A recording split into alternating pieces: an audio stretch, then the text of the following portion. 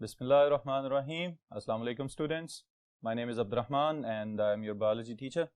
आज हम जो टॉपिक कंटिन्यू करने जा रहे हैं वो पिछले सेशन में हमने एक चीज़ देखी थी लाइसोसोम्स।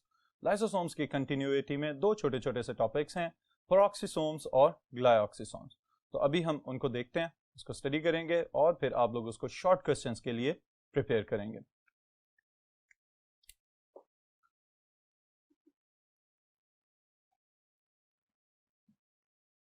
ऑलराइट स्टूडेंट्स, जो ऑर्गेनेल अभी हम डिस्कस करने लगे हैं that is peroxisome. Peroxisome it is a specialised type of lysosome. Okay, अब इसकी स्पेशलिटी क्या है वो इसके नाम के अंदर छुपी हुई है और नाम से ही आपने इसको याद रखना है। It is somehow associated with hydrogen peroxide H2O2। Alright students, और इसका फुल नेम है हाइड्रोजन पेरोक्साइड। अब सबसे पहले इसकी डिस्कवरी की बात कर लेते हैं। जो डिस्कवरर लाइसोसोम्स का था वही डिस्कवरर पेरोक्सिसोम्स का है एंड दैट इज डिड्यू। वो और उसके कोवर्कर्स लिवर सेल्स को स्टडी कर रहे थे, वहां से उन्होंने इस ऑर्गेनेल को डिस्कवर किया। तो इसको हम डिफाइन अगर करना चाहें तो it was single membrane bounded organelle discovered from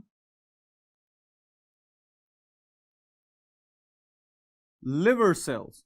जिगर के सेल्स में से इसको डिस्कवर किया गया and it is enriched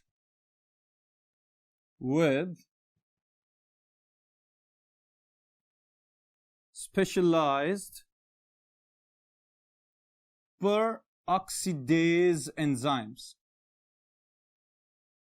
okay, वैसे तो peroxidase कह देना ही एंजाइम को समझने के लिए काफी है, लेकिन आपकी आसानी के लिए मैं साथ एंजाइम का वर्ड लिख रहा हूं। ऑलराइट स्टूडेंट्स, तो लिवर सेल्स की एक्टिविटी को चेक करने के दौरान पता चला कि यहां पे लाइसोसोम्स के एक और एसोसिएट मौजूद हैं जो कि पेरोक्सिसोम्स हैं, जो कि पेरोक्सीडेज एंजाइम कंटेनिंग वेसिकल्स कहलाएंगे। ऑलराइट, अब जो स्पेशलाइज्ड एंजाइम्स पेरोक्सीडेज के अलावा इसके साथ हो सकते हैं वो भी हम यहां पे नोट कर लेते हैं, ताकि अगर आपको शॉर्ट क्वेश्चन के साथ साथ मल्टीपल चॉइस क्वेश्चन में ये सवाल पूछ लिया जाए तो आपको इसके अंदर मौजूद एंजाइम की टाइप्स का पता होना चाहिए। So the first one is peroxidase. Peroxidase, all right, the second one is catalase।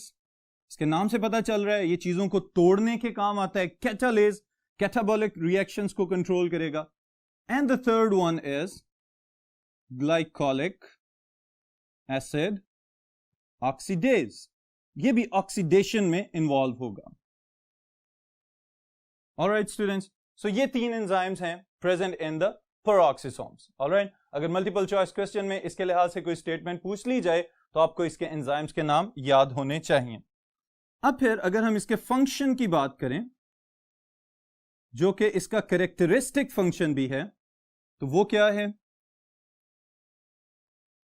It is characteristic of peroxisomes. Alright, बाकी लाइसोसोम्स भी हैं, पेरोक्सिसोम्स मौजूद हैं और ग्लाइऑक्सिसोम्स भी हो सकते हैं, लेकिन ये इंडिविजुअल जो एक डिस्टिंक्शन है वो सिर्फ पेरोक्सिसोम्स के पास है, और वो क्या है कि these types of vesicles known as peroxisomes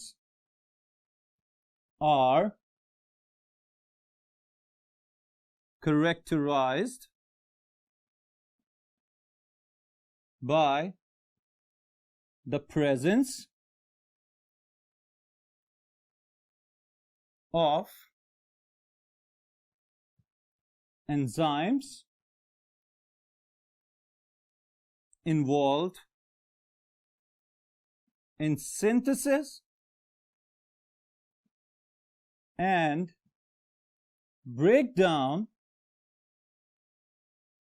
of hydrogen peroxide। मैं उसकी शॉर्ट फॉर्म लिख रहा हूं यहां पे फॉर्मूला में, और इसको डिफाइन हमने कर दिया इसके कैरेक्टरिस्टिक पॉइंट ऑफ व्यू से कि वो वाले स्पेशलाइज्ड ऑर्गेनल्स जो किसी भी यूकैरियोटिक सेल्स के अंदर मौजूद हैं, किसी भी यूकैरियोटिक सेल में मौजूद हो सकते हैं, और ये वाले ऑर्गेनल किस लिए रिस्पॉन्सिबल हैं? हाइड्रोजन पेरोक्साइड को बनाने के लिए और हाइड्रोजन पेरोक्साइड को तोड़ने के लिए, क्योंकि इस प्रोसेस के लिए जो एंजाइम्स रिक्वायर्ड हैं they are only present inside the peroxisomes. Alright students, तो ये एक इंपॉर्टेंट शॉर्ट क्वेश्चन है आपका। अगर शॉर्ट क्वेश्चन में पूछ लिया जाए कि what do you know about the peroxisomes, तो आप उसके जवाब में ये पॉइंट्स डिस्कस कर देंगे, तो it will be an enough answer for that short question. Okay, alright students, फिर इसके साथ ही साथ मैं आपको एक एडिशनल पॉइंट बताने लगा हूं जो कि इसके फंक्शंस में आप इंक्लूड कर सकते हैं, और वो क्या है? दैट इज कि they are also involve in metabolism of fatty acids. Alright, जो लिपिड्स हैं, जो फैट्स हैं, उनके मेटाबॉलिज्म में भी पेरोक्सिसोम्स इन्वॉल्व हो सकते हैं। किस तरह से इन्वॉल्व हो सकते हैं, ये मैं अगर डिटेल में यहां पे बताऊं आपको, तो the enzymes inside the peroxisomes they are also involve in conversion of long chain fatty acids into medium chain fatty acids, and these medium chain fatty acids, they are further transported to mitochondria, powerhouse of the cell, और ये जो mitochondria है ये फिर further in fatty acids को तोड़ देता है into carbon dioxide and water. Alright, अब ये जो लॉन्ग चेन फैटी एसिड्स हैं, इनको तोड़ने वाले एंजाइम्स पेरोक्सिसोम्स के पास हैं। इन्होंने इसको मीडियम साइज चेन में कन्वर्ट किया, और मीडियम साइज चेन में कन्वर्ट होने के बाद they are shunted into the metabolic reactions of the mitochondria. Mitochondria के रिएक्शंस में दाखिल कर दिया जाएगा, और वहां पे दाखिल होने के बाद माइटोकॉन्ड्रिया इनको तोड़ेगा, कार्बन डाइऑक्साइड और वाटर प्रोड्यूस करेगा, लेकिन हमारे काम की चीज क्या है बीच में? That is energy.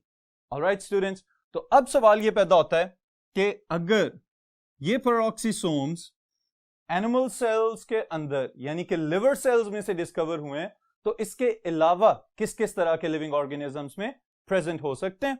तो इसके जवाब में भी हम लिख लेते हैं about their presence. They are present in animal cells. They are also present in plant cells. They can be found inside the yeast. Fungus की example है. And they are also observed in protozoan cells. All right, students. तो ये different types of living organism. और जो बात note करने की है, all of them they are eukaryotic. Okay, तो मेम्ब्रेन बाउंडेड ऑर्गेनेल्स हैं, यूकैरियोटिक सेल्स के अंदर मौजूद होंगे। ओके, फिर इसके बाद जो नेक्स्ट ऑर्गेनल है इसी के साथ शामिल कर रहे हैं उसको, that is glyoxysome. Glyoxysomes are the next type of single membrane bounded organelles जिनको अभी हम स्टडी करेंगे। इनके लिहाज से सबसे पहला पॉइंट मैं आपको जो बताने लगा हूं, ये एक सरप्राइजिंग पॉइंट है, और वो क्या है? Glyoxysomes are actually specialized peroxisomes but found only in plant cells। सिर्फ प्लांट सेल्स के अंदर मौजूद हैं, और प्लांट सेल्स के अंदर भी जो इनकी प्रेजेंस है वो एक स्पेशलाइज्ड जगह पे ही हो सकते हैं, और किसी भी प्लांट के लाइफ साइकिल के अंदर एक मखसूस वक्त के लिए एक्टिव होते हैं जबकि वो जर्मिनेट कर रहा होता है। और ये सारा प्रोसेस मैं अभी एक्सप्लेन करता हूं आपको। इसकी स्पेशलिटी प्रेजेंस ऑफ एंजाइम्स,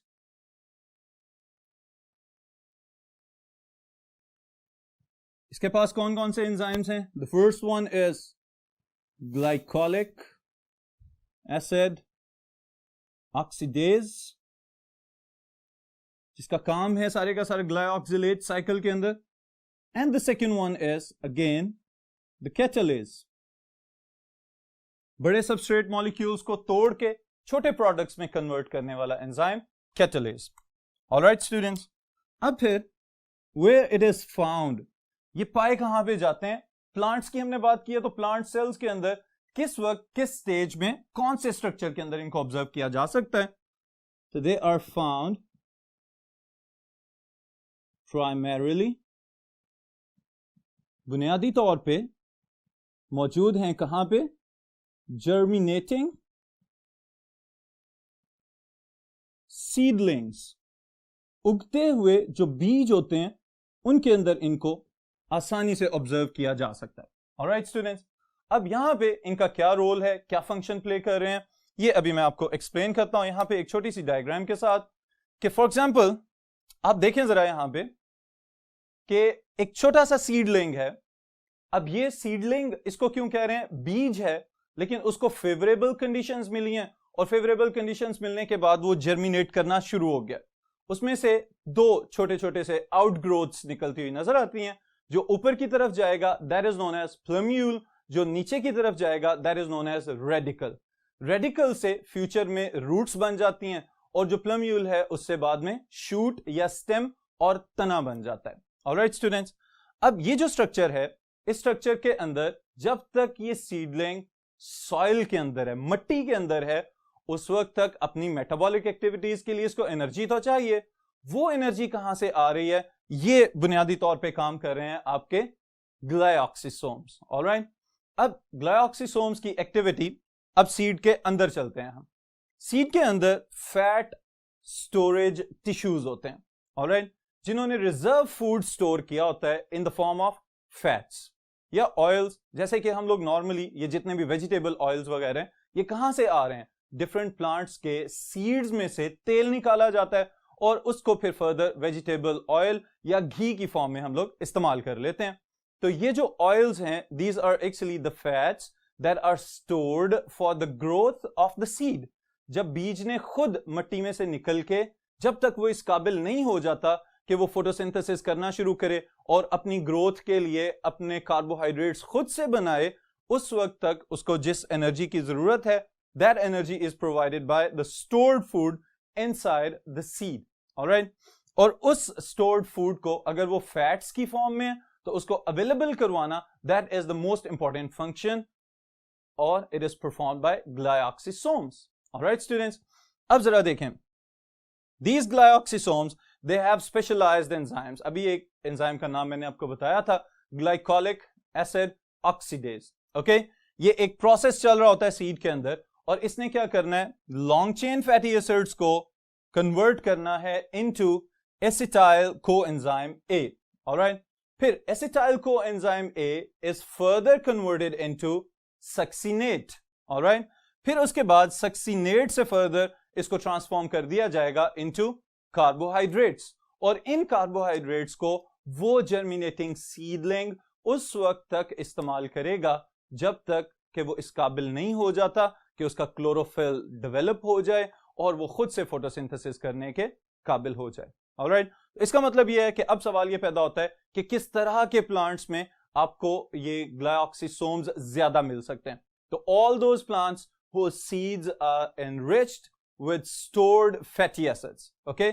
वो वाले तमाम पौधे जिनके बीज के अंदर तेल स्टोर किया जाता है, जिसमें हमारे कैस्टर बीन्स हो सकते हैं, जिसमें हमारा कैनोला सीड्स हो सकते हैं, इसी तरह कॉर्न, मकई जो है इसका भी जो ऑयल है वो निकाला जा सकता है।